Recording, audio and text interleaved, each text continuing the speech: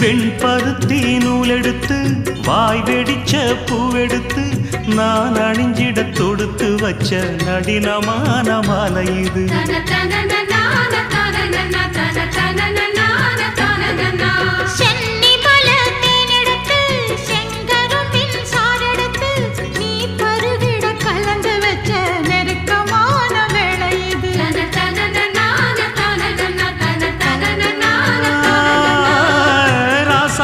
உடம்பிருக்கும் ரவிக்க துணி நானாக அன்னாடம் சூடி கொள்ள ஆசை வச்சாகாதா.